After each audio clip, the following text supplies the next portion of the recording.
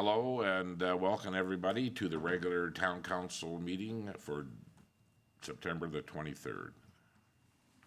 Call the meeting to order at 7 o'clock. I'll be looking for a motion to adopt the agenda. Councilor Curtis makes the motion. Is there any deletions or additions to the agenda? Seeing none, all those in favor? Carried. Next, I'll be looking for a motion to adopt the minutes of our last regular council meeting. Councilor Warwa makes the motion. Any errors or omissions within the minutes? Seeing none, all those in favor? Carried. Okay, first up, we're going to start with some correspondence.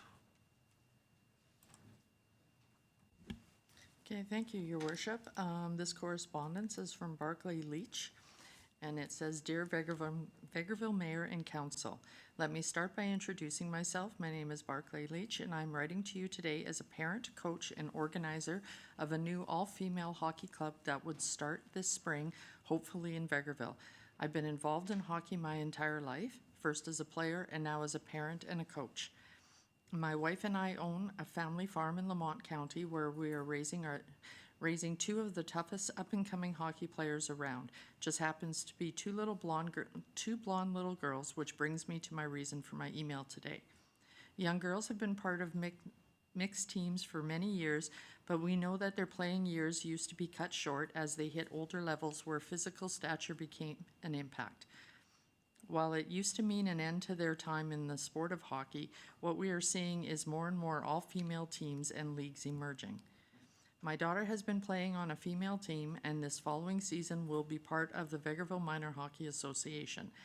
I know Vegreville has a long history as a hockey town, including housing many levels from the earliest Timbit levels right up to junior hockey and providing tournament ice like for the Alberta Cup or more recently the 3-on-3. This year's celebration of the Junior B Rangers 50th anniversary is another example of that long history in your community.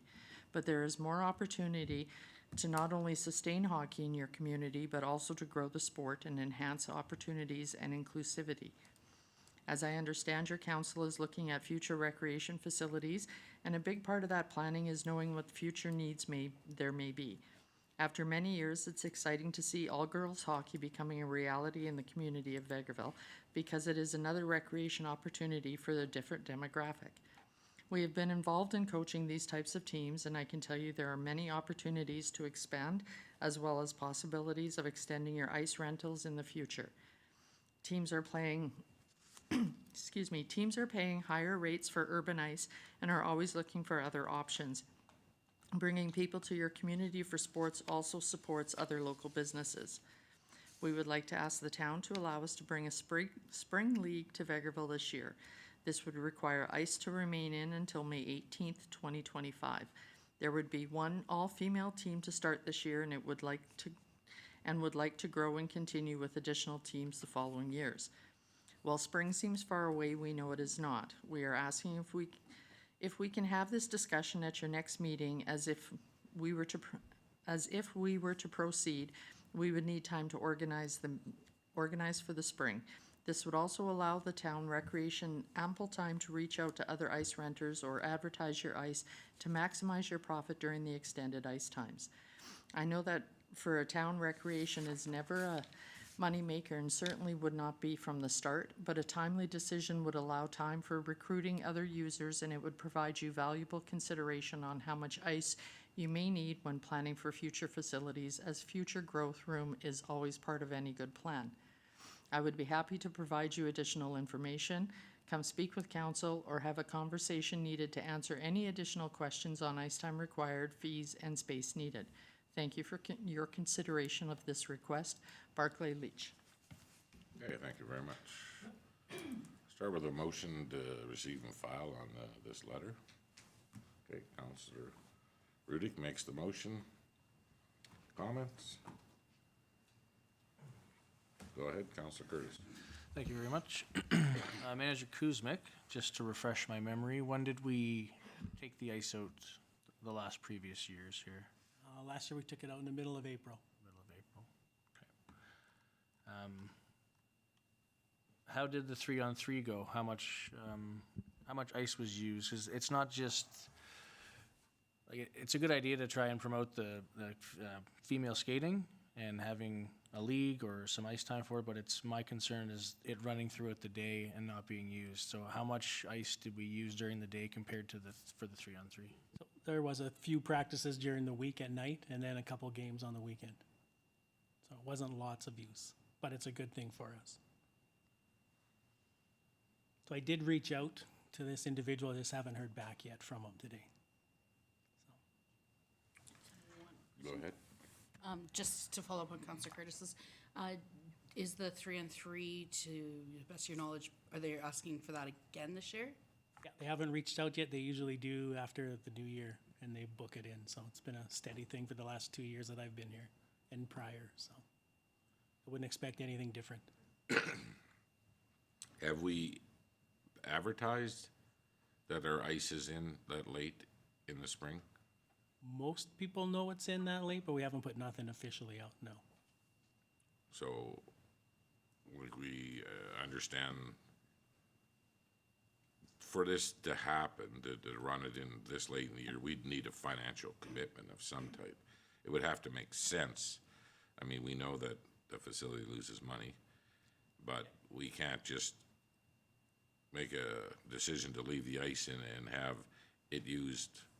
You know, $200 a day would never, ever come close to covering the cost, or even where we're at today in cost recovery. Right. We're roughly running between $1,000 to $1,200 to $1,300 a day in the arena side alone. And If he wants it for an extra month of keeping it, it's gonna cost us anywhere from $32,000 to $34,000, or $39,000, sorry. so I guess, well, first of all, we'd have to get some sort of financial commitment that the league was coming, and then we'd probably have to do some advertising that the ice would be in. And even that, we wouldn't know until we had some more rentals if it would be viable. And what would we call viable? Would it be picking up 50% of the daily cost? Would that be something that we would think would be viable in cost recovery? Go ahead, Councillor Roy. Well, I guess for me, what I'd want though is an apple and an orange comparison, because we would need to figure out how much extra even that, the 3-on-3 for the extra month essentially cost us, and did we recover that either? And what did we actually get from that? I don't expect you know that off the top of your head, but I'm just saying, like, if we could see that, that would help me a little bit too, to say like, okay, we're going one extra month already. How much did we actually recover in that, so that we're applying the same kind of standard back here as well? And then I still think that even with the April, that it is worth advertising in different spots, because I think that local people will know about it and there's some talk. But I mean, in the city, these summer leagues, they'll start their tryouts through March and April, and some of them are looking for ice.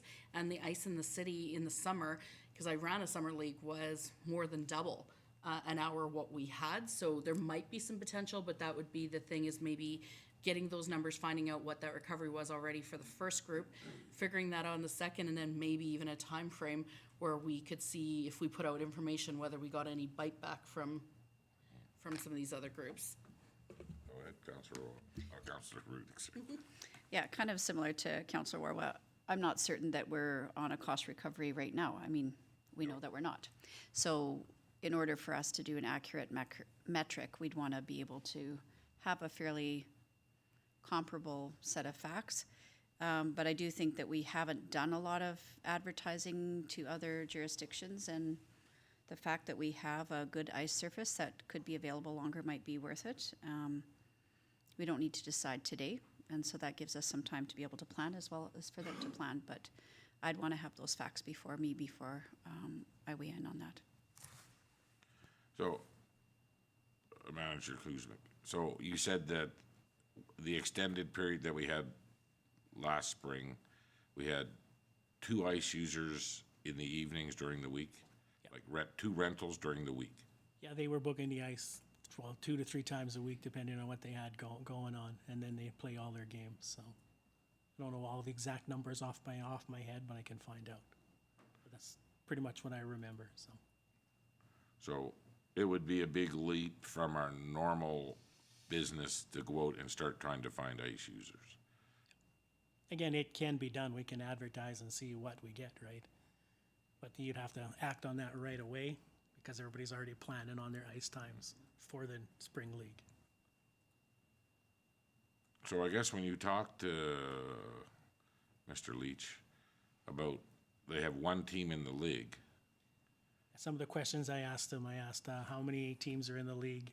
Are they gonna be playing the majority of the games here if we decide to bring it here? And how's that gonna benefit us? How many members do we have from our town of Vegreville and surrounding area that'll be playing on this team?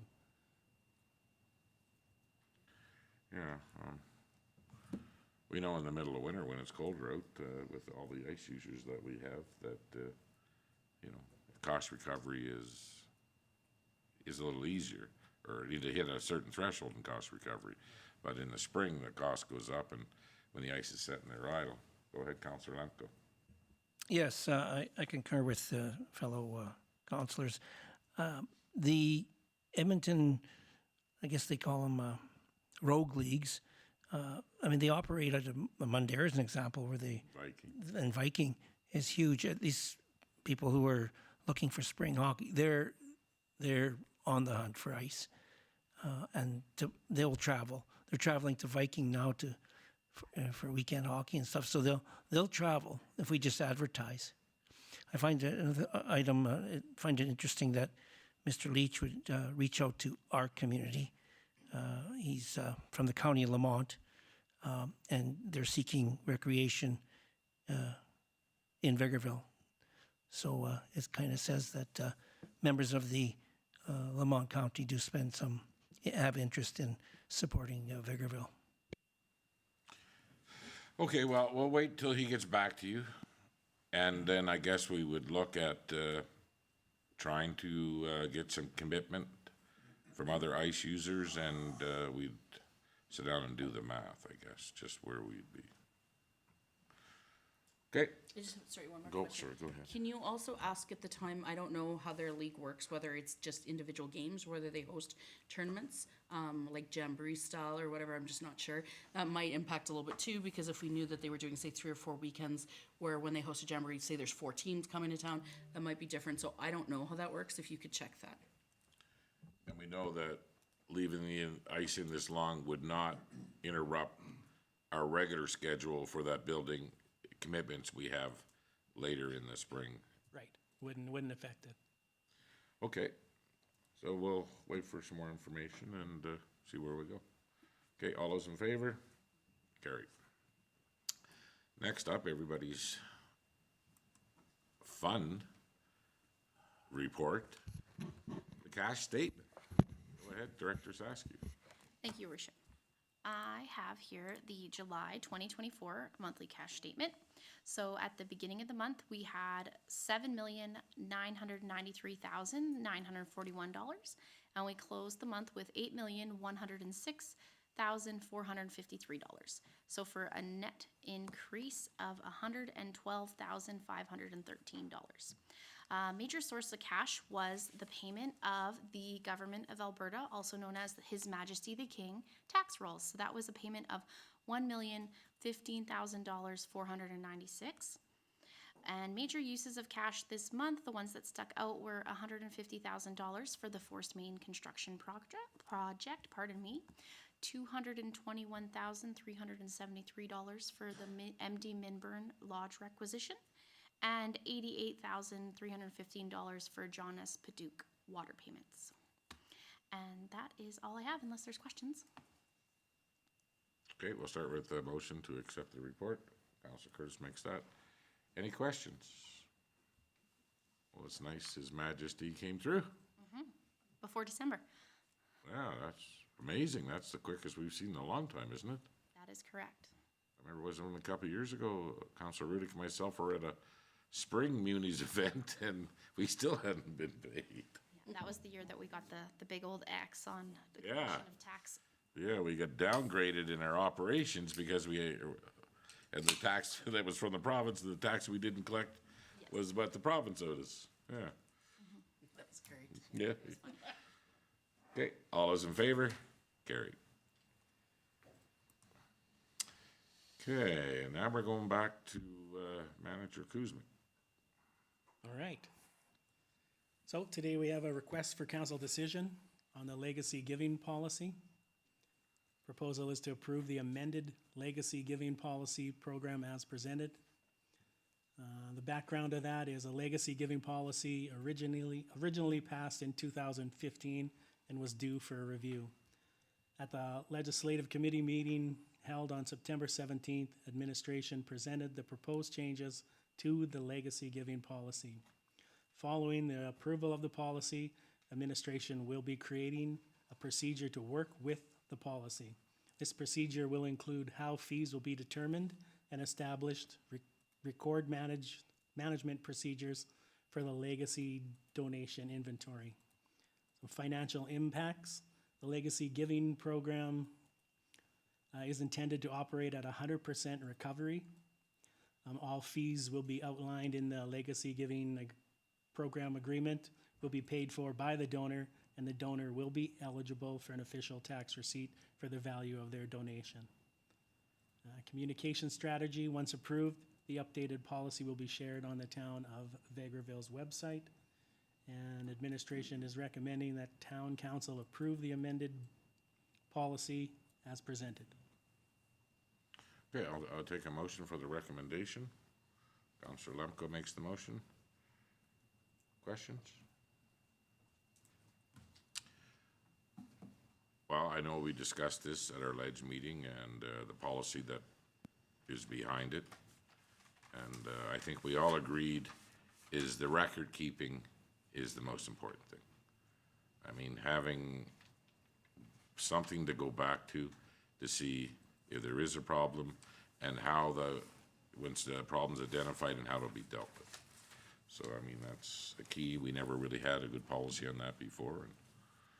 And how are we gonna share this with the public? How are we gonna let them know about if somebody wanted to donate a bench or a tree? So as it's proposed right now is we just stick it on the town website, but we can go further, and I'm sure our good communication guy can put out a little program or some advertising. Yeah, and again, we haven't heard enough on Talk of the Town lately.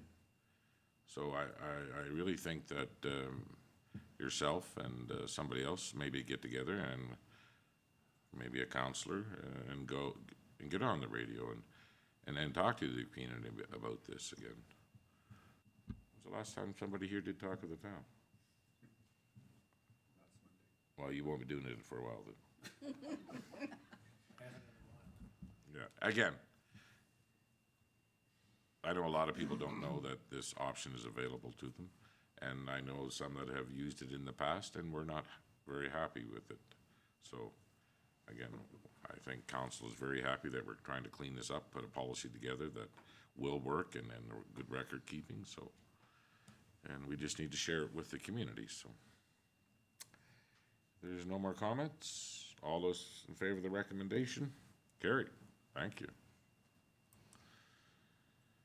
And now we're back to Director Saskew. Thank you, Your Worship. I have here a RCD for the transfer of funds from general reserve to the landfill budget. So the proposal is to approve the transfer of up to $300,000 from the general reserve and any net proceeds from the land sale of Lot 29, Block 11, Plan 182-1892 to the landfill budget. So the background is in preparation for marketing land for sale, the town plans to relocate the 40 by 100 shop located at Lot 29, Block 11, Plan 182-1892 to the landfill. This project would include the site preparation, concrete, installation of all utilities, and relocation of the existing shop. Any proceeds from the future sale of these lands would be allocated to the cost of the building move, reducing the amounts required to come from reserve. So financial implications, the transfer of $300,000 from the general reserve and net proceeds from the land sale to the landfill budget will not have any current operating impact on the town's current operations. Senior management will be made aware of the transfer to the landfill budget if approved by council. And recommendation is that administration recommends council approve the transfer of up to $300,000 from the general reserve to the landfill budget. Further, administration recommends council approve the transfer of any net proceeds to the landfill budget on the sale of Lot 29, Block 11, Plan 182-1892. I'm looking for a motion for the recommendation. Councillor Berry makes the motion. Any discussion? Go ahead, Councillor Berry. Thank you, Your Worship. I'm not one to really try and speak on the value of buildings, but certainly I think that this would be a very valuable building to get moved out to the landfill and put to good use for the services that are delivered from that site. So I'm quite in favor of seeing it get moved out there. Thank you. Go ahead, Councillor Lemko. Do we have a cost estimate for the footings and the concrete work that's required to go to this project? Is there like a number so far, or? We've acquired one number for the foundation work, and we've changed around the design. We can do a little cheaper and save a few dollars by doing something more advanced with a different type of foundation, which is still approved. And we do have a firm price on moving of the building, so yes. And let's be right up front here, we're thinking $240,000 ought to get this done. So it's kind of strange when we're asking for 300. That's to just cover all of our bases, because this is a non-budgeted item. So in the event I ask for exactly 240,000 and then it ends up costing 255,000, I would have to come back with an additional RCD. So I just rounded up. And then also it's clear that we will be using any proceeds from the sale of the land too. So if the proceeds from the sale of the land completely negate what we've spent to move it, then there won't be any transfer of reserve. Okay. Well, being said, the council's concern is always the same. When we're told a price and it ends up being more. So if we're going to be over the 250 with already some money put in there for contingency, what would be, if we pass this now, we wouldn't know until the project was all over, and it could be $50,000 more than what we really thought it was going to be. And like, this is a problem at times for us, you know, and it really is. And the checks and balances that move along with our decisions have to be represented someplace. So how do we do that? Go ahead, Councillor Berry. Thank you, Your Worship. I appreciate what you're saying, but I believe the value of the building is, it would cost us more if we tried to build it. Oh, we're all aware of that, for sure. No, well, the public may not be. So that's yeah. the aspect is, although we're saying, what if it comes in a little higher than what this projected value is today, the value of the building and getting it out there and getting it working for us would negate a slight overrun, in my opinion. Councillor Riddick. Go ahead, Director LaFave. We mentioned at the ledge meeting prior, and I'll just reiterate again, that the cost that we're giving you was the cost to move and a foundation. That's not the cost of a heating system, natural gas connection, the electrical supply, and some type of a sewer system that we can get rid of the sump water when the trucks are melting out. Those things I've sent information out to get estimates, and I haven't received anything back. So another reason why the price has been pushed up, so we don't come back and ask. And no, the price we're giving you may likely not be the price, because I have no way of throwing those numbers in, because I haven't got them yet, because it's been kind of a quick turnaround to get some numbers. And we do appreciate the fact that this is moving very quickly. But sometimes when we approve something more than what we actually think it's going to cost, and then when we get there, sometimes it's just not a good feeling for us. So we need somehow to trigger a mechanism that sort of triggers when there's being overspent. But we're going to go to Councillor Rudick first, and then we'll come back to you, Director Saskia. So if I could make a request then, that we have periodic updates, that would be most appreciated if we have that included in the either the director reports, either financial services or infrastructure. I think that would alleviate some of our trepidation, just because these kind of projects, understanding that there are many moving parts that can change the scope of the project, that ultimately this is an asset that currently right now is not being used. So to Councillor Barry's point, moving it allows us to utilize it, but there are some concerns, of course, that we want to make sure that we're apprised of the details. So if I can just ask that we continue to have updates, that would be wonderful. Okay. Go ahead, Director Saskia. I was going to comment to that as well. This would be something that I would set up a separate project card for, so all of the costs, whether like legal or like the moving expenditures, the concrete expenditures, those would all get compiled into one card, and then I'll put them to the expense at the end of the year, so we can keep track of those costs precisely instead of having to pick them out from several different GL accounts. So I would put this in a separate project card, and we could ultimately update every ledge meeting on where the dollar values are sitting, if that is council's will. Okay, any other comments? All those in favor of the recommendation? Carried. Thank you.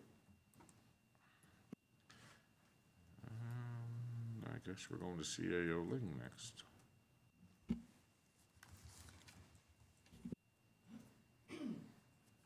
Excuse me, thank you, Your Worship.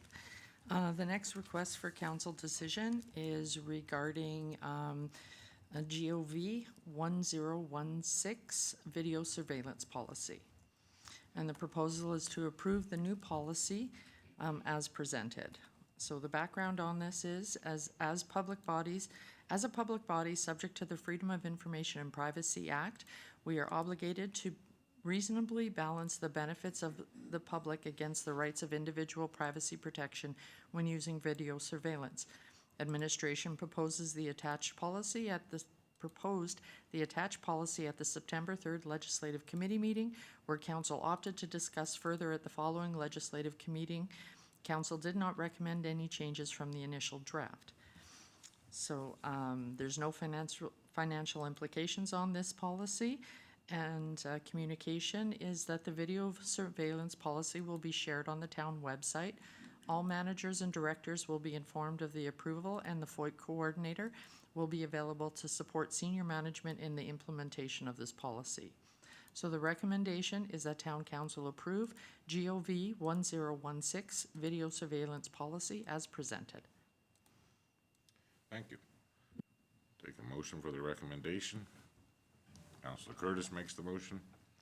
Any discussion? I know that we discussed this at length over a couple of meetings, and it's nice to have a policy. It's not nice to be restricted by all the privacy rules that go along with this policy, but again, as council, we're probably going to support this, and we hope that this is going to help alleviate some of the vandalism that we're seeing all the time in our community to town-owned infrastructure. And did you have something, Councilor? Go ahead, Councilor Barry. I was trying to recall, I was going to ask just what level of vandalism costs we've already suffered this year, which is why I would support having a video surveillance policy.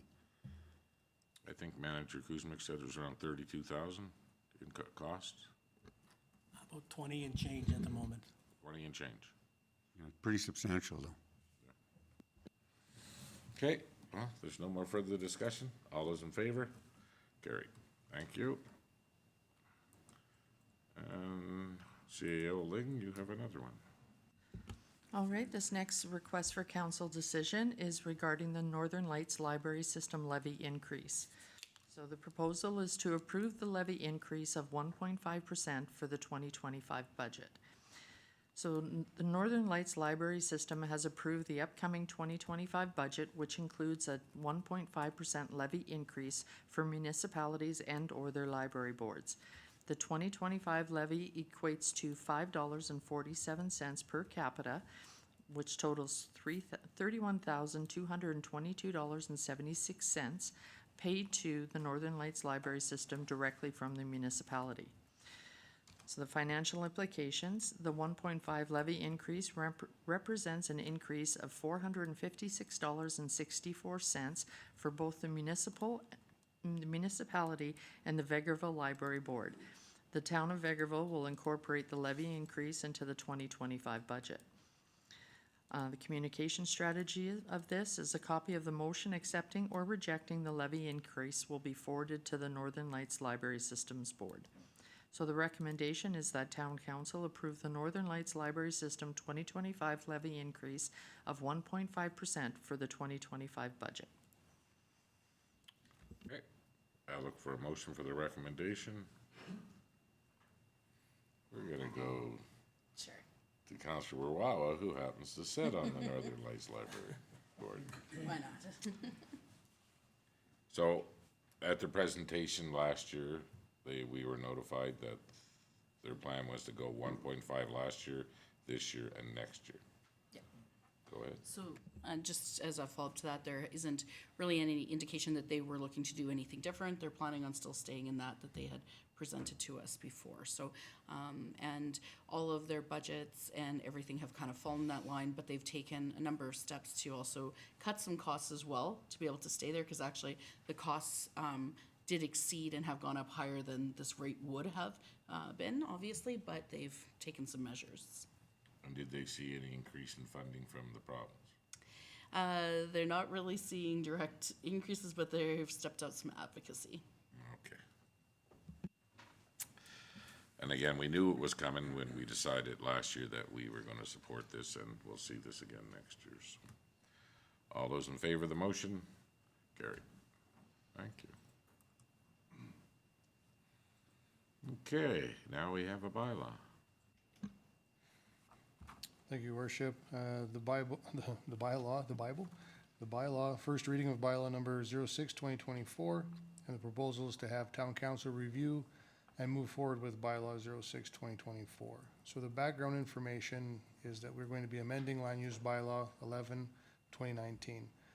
The applicant would like to rezone parcel LB AP 2643AY from urban reserve to direct control. The parcel of land currently has a residential home with no town infrastructure. The proposed development has a series of phases and will keep the residential structure on the same parcel. And there was a outline map attached as well in the RCD. Secondly is also adding storage facility definition to land use bylaw 11/2019, along with adding storage facility to permitted uses within section 5.10, which is C2R, which is commercial rail, and section 5.14, which is C5, business commercial. And also adding daycare facilities to discretionary uses within section 5.9, which is C2 highway, and section 5.11, which is commercial highway. Currently, daycare facilities are discretionary uses within C1, C2, institutional, and sections, basically it's R1, 2, 3, 4, and R5 residential.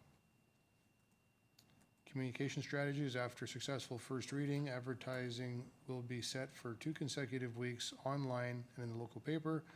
A public hearing will then be scheduled on October 16th, 2024, with the opportunity for a second and third reading on the same date at the regular council meeting. Options, our recommendation is being made that town council move forward with the first reading of the attached bylaw. So just to clarify, I know the map is quite busy with some districts, but the C2 AH highway is, just use some landmarks, is NV Boutique, and then go west a block and a half. We'd be adding in that definition into that. So the C3, that area is like the power center, which is all of the Walmart area. The Vegreville Garden Inn and the Galleria Mall is also in that district. And then as we move a little bit east, it would be basically Dairy Queen and east and west, approximately a block. So it covers that. So we're adding in the daycare into those areas. And when we do some homework and look at other communities, it's very common in the bigger centers to have daycares in strip malls and things like that, and those areas. So we're playing suit with them. So at this time, I would take a motion for the first reading. Okay, Counselor Curtis makes the motion. Any comments? Go ahead, Counselor Warwick.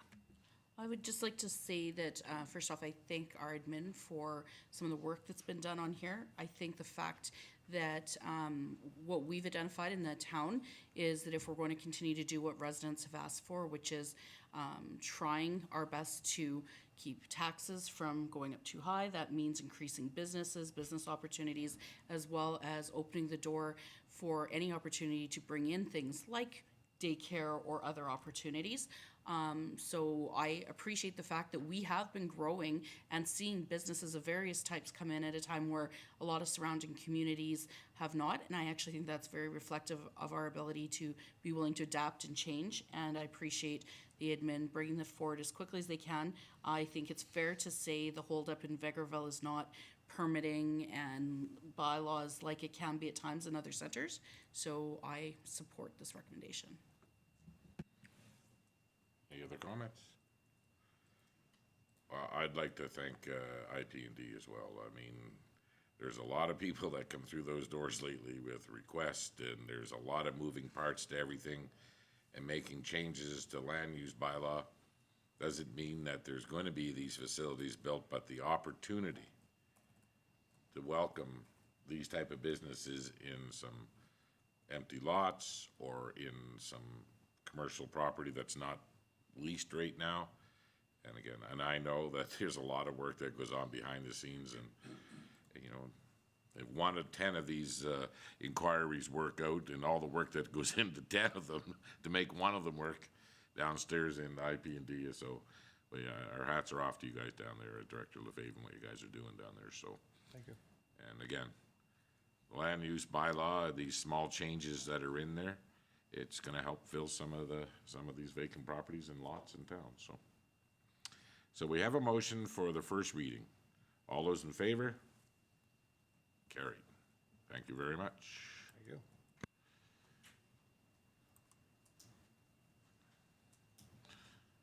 you. Okay, well, I guess now we're going to move on to council reports, and we're going to start with Councillor Warwa. Thank you, Your Worship. To start off, on the 11th of September, I had Northern Lights Library. I don't have much to add because they kind of caught it all.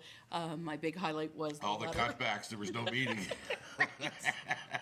So that was actually what I was going to bring originally, but I know they had brought that forward. So on the 12th of September, I attended our managers' presentations, and the 17th, I attended pre-budget along with our legislative committee. On the 18th was actually a library board meeting. I ended up not being able to attend at the very last minute, but I did get a follow-up. So from that, I just wanted to bring just a couple little items. They will be in the process of looking for a new manager within the library. So a thank you to Kira, who I think will be quite missed, had a lot of energy and enthusiasm, and made some good relationships within the community. So I know that is something that they're working on. It's always hard with some of the boards coming off of the summer, getting started again. You know, some people did a lot of extra work for the library. They've been doing the surveys and have been actively trying to be doing some fundraising. So, you know, it's always hard when you get back into the swing of it again in the fall. One of the items that I actually had made a note on, though, is between the library board meeting and the Northern Lights Library meeting, I actually ended up doing a follow-up with one of the reps, and one of the things that I'm going to be bringing back this fall was reopening our discussion again about tracking a little bit further within the library as far as how we track a little bit of who's coming in and out. There's times where it may be tracked more towards your card. It's times where people were coming in and using various parts of the library. I know that sometimes there is a concern or reluctance to ask people that information, but I'm going to be going back again with the board this fall, as well as whomever is the new manager, and really stressing the importance, especially as we're dealing with recreation facilities and all these other steps. Because one of the things that was kind of interesting to note, and one of the reasons I would say that is we pay a requisition of $5.47 with the per capita, but that's just our portion.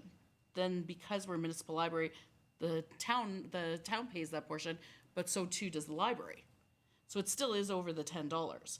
And so that means in reality, because we do put money towards the budget and operating, we talk about the 33,000, but the reality is it does cost over $60,000 for Northern Lights, just out of the library. The county, on the flip side of it, doesn't officially have a library, so they do pay the rate that's over the $10. So I think for everybody and for advocacy even to the province, it would be really important for us going forward to continue to capture who is using the library and for potentially what services. It would be good to know whether, how often the Northern Lights services are used as a pickup from outside of the town residents versus inside, and there was some number tracking of that before, but I just think that might be an important one going forward. So that was just one thing about that. On the 19th, I attended the chamber meeting, and I just wanted to bring a couple highlights from that. There too will be a changeover in staff within the chamber, so they will be advertising. We again thank Roxanne very much for all of her hard work, and she will be with the community for the next little while, getting them through some transition and some end. But while that's on a sad note, I would bring on a high note that I want to shout out for their plans for their chamber Christmas party. It will be on the 30th of November, and they're looking to do something a little bit different this year. They're really wanting to find ways again to re-encourage communities to use this as, community businesses, sorry, to use this as their take your staff out for Christmas party, which is kind of sometimes falls when it gets to be, real formal, the sit down suppers and so much going on. So they're going to try something a little bit different. They're going to have a casino night.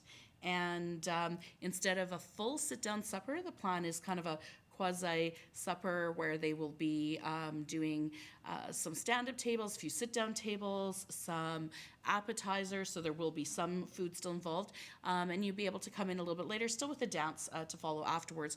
But the idea of having some really fun, bring your staff out and have a good time, go around, visit with everybody, take part in this, and then they're going to reinvest back into the community by some of the prizes, and the sponsors will be chamber bucks, is what you'll be able to cash in at the end and see the support going back into our local communities once again. So I think that's a really good initiative, could be a lot of fun, and they're still working out some of the final steps on appetizers, but have done things like reach out to our local school, knowing there's some culinary arts, and there's still a few things to be worked out there, but I think that it could be really exciting.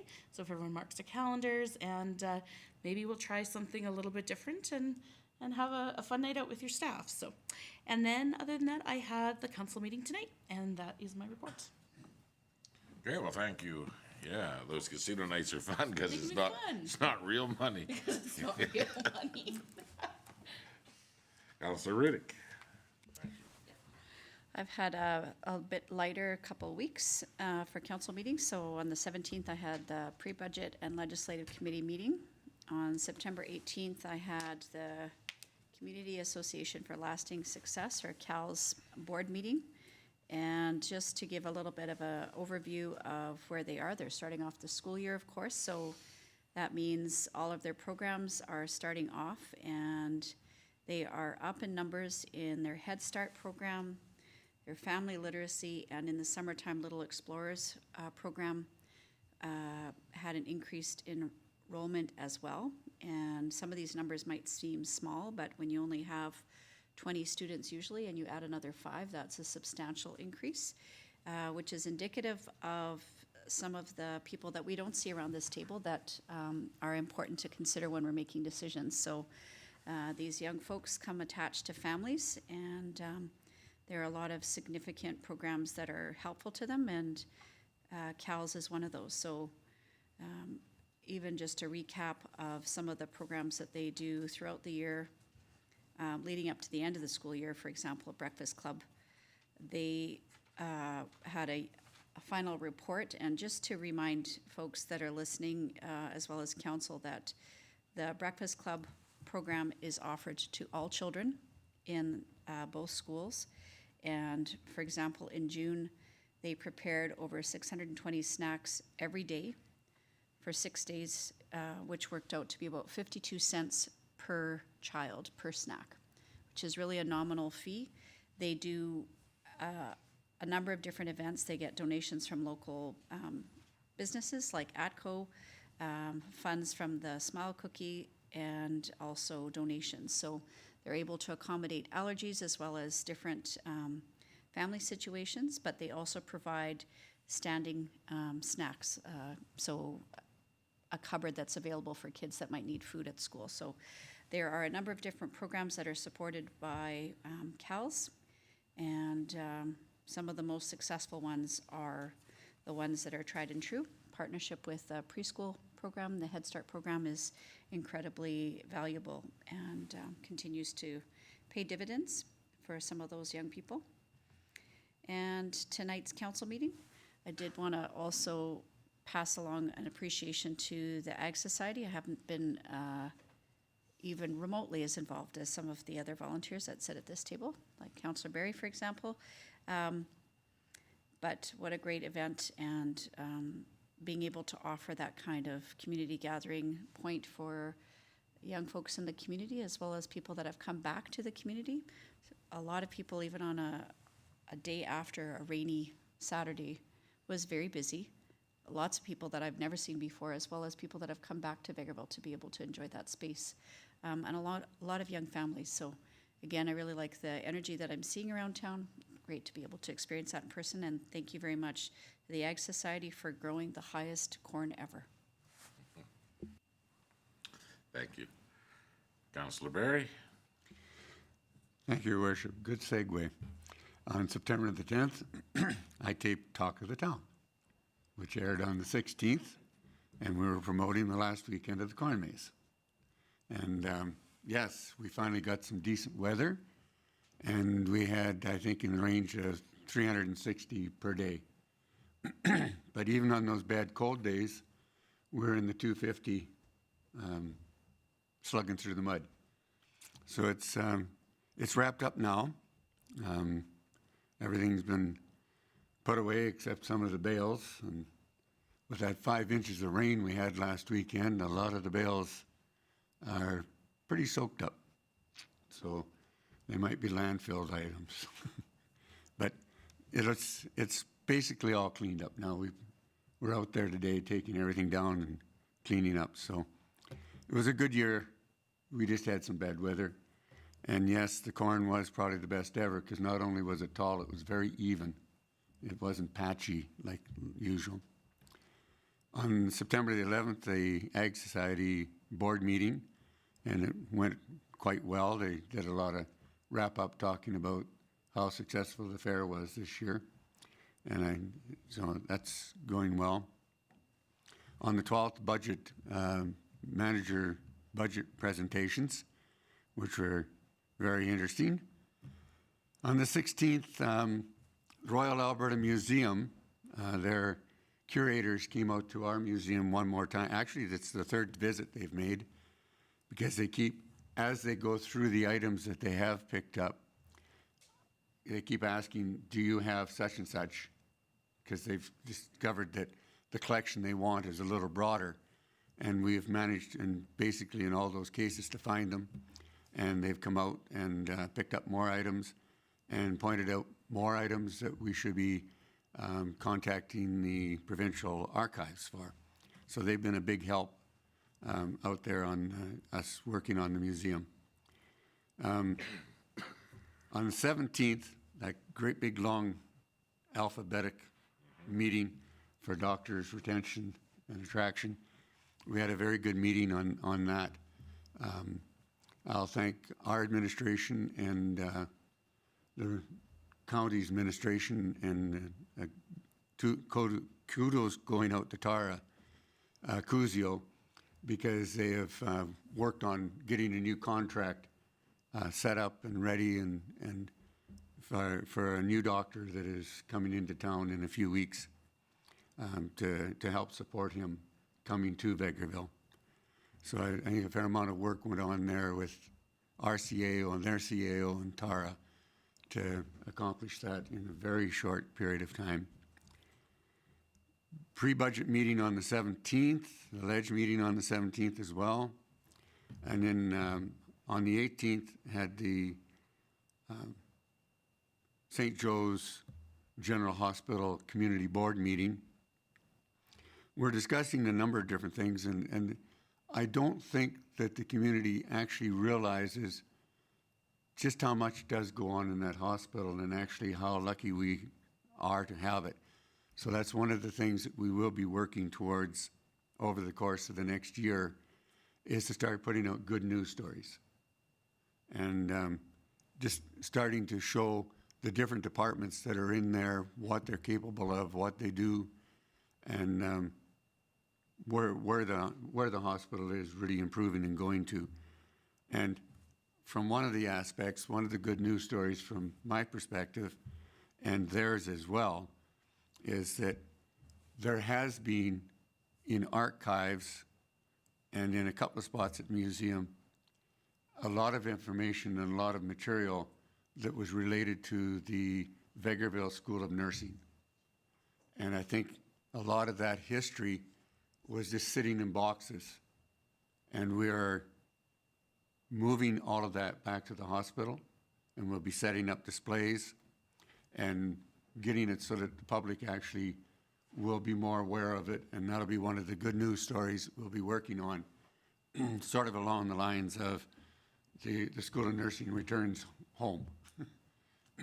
So I think that, and over the course of the session in the museum, I have actually spoke with 2 families that came to pick up items who had relatives that graduated from that School of Nursing. So I think that it's a piece of history that we will be preserving in town and in tonight's regular council meeting. Okay. So at the Ag Society meeting, did they discuss the attendance at the fair? I think it was somewhere over 18,000. So it was the best attended. Yes, it was the best attended. I was not wanting to take too much of their thunder. I'm hoping that they will be doing a news blast pretty soon.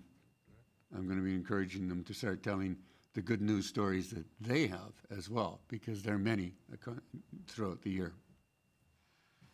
Okay, well, Councillor Barry, I would just like to say on behalf of council and the citizens of Vegreville, there couldn't have been a better person chosen with the deaccession of our museum. All the meetings and having the Royal Alberta Museum back here again, and the Alberta Archives and all the other museums in this area, and a lot of these archives went to places where they're going to be shown, and your steady hand helping promote artifacts that should stay in town, and with the Ag Society picking up some, and the hospital and the police station and the Legion, you've done a very good job, and we want to thank you for that. So, okay, let's see how Councillor Lemko's doing over there. Thanks, Your Worship. September 12th, I attended the manager's budget presentations, and it was nice to see all the managers out with their wish lists. At the same time, that day, I attended the a short meeting of the Subdivision Appeal Board, Board meeting. 17th, I attended the pre-budget meeting, the Ledge meeting the same day, and in the evening, I attended the Vegreville Stands With Ukraine committee meeting. They were the first meeting coming back after the summer months. It was nice to see the group excited about the awards that they have won, and putting together a group of people that will be going to the accept the award in Edmonton. They'll have a table for sure, and it was nice to see the excitement. They continue to assist where they can. We heard some news that a couple families will be leaving our area, moving to actually the United States for further opportunities. And as they move, others come. So the 18th, I attended the MD of Minburn Building Committee meeting, and we are at the point where our submission is ready for, our application is ready for submission. They talked about the engineers that were out on the 3rd of September and some of the findings. A note is that the old boilers in the current building are end of life. Ironic, eh? And they're asbestos surrounded. So there's an opportunity to, with the new build, is to incorporate the boilers from that back this way. And so there's something, regardless if we don't get the application isn't successful, we still have to deal with the boilers. The submission, the architect's drawings now have gone to the cost consultant, who will come up with a value to build this. And when that number comes in, we may have to edit the drawings to meet the. So our fingers are crossed, and we're hoping that at some point we can get a nose into one of the ministers responsible for senior housing, Mr. Nixon, and have a chat with him about our application and when the applications will open up for intake. On the 19th, I attended the Regional Recreation Feasibility Study meeting. I think the first meeting of that committee. It was the gathering of the surrounding area of people involved in the group. Orange Crow leadership did a presentation, and it was interesting to see the excitement on their part as to the amount of surveys that were done in our community. Numbers higher than they could imagine, so they're excited about the findings. I believe they're going to gather the data from that, and in the next meeting come up with some data that's from the survey. So I'm looking forward to that. And then tonight's council meeting, Your Worship. Thank you very much. Councillor Curtis. Thank you very much. For me, I had kind of a lighter meetings this month. So we had our manager's budget presentations on the 12th, council remuneration committee meeting on the 13th. We chatted about that at our last ledge meeting. 17th, pre-budget and ledge, and then tonight's council meeting. Normally I have an FCSS in here, but they had to move the date this month. I wasn't able to make that one, so that is what I have. Okay, thank you very much. Me, I attended all meetings, the budget meetings. On the 12th, I had the John S. Patuque Water Commission meeting, and we're just trying to nail down what the increase will be, and the cost. We're waiting for EPCOR, and then some other costs that will be concerned about where we're going to be adding to the budget, and hopefully I should have something that we can work with by next week. On the 18th, I attended the Crossroads Economic Development Alliance meeting, and we got to see some of the comments there from 100 and some business interviews. And the overall survey is closed now, and so those results from the survey are coming in, and council will soon get to see some of the reporting, the data that was been collected in this whole region, and they're getting ready to do a residential survey as well from the county of Minburn, the different municipalities and stuff. So being a part of this alliance is really good. The data that we're collecting through this, and it's going to be good to see. So, and on the 19th, I too was part of the recreation feasibility study, the steering committee.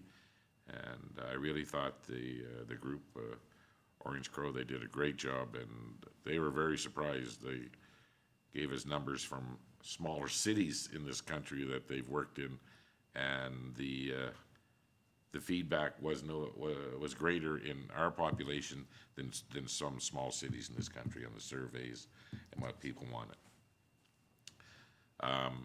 One of the amazing things that they brought up was one of the most recommended things in a new facility would be someplace to walk inside a facility, and it was the number one thing that came up. Yeah, it's, and again, there's a lot of good comments in there. Everybody feels that that it would be good to have, and that the quality of life would be good, and we're just starting this whole process. It was funny. One of the questions would you be willing to pay higher taxes? And it was it was no. But everybody wanted everything, but didn't want to pay. But again, no matter what you get in a survey like that, well, there was a lot of good feedback in there, and the presentation was very well done. So, and then I had a meeting on the 20th involving Invest Alberta, and they brought some of their key people to the meeting, people that work in the South Korean market, people that work in the Chinese market, and they talked about opportunities in an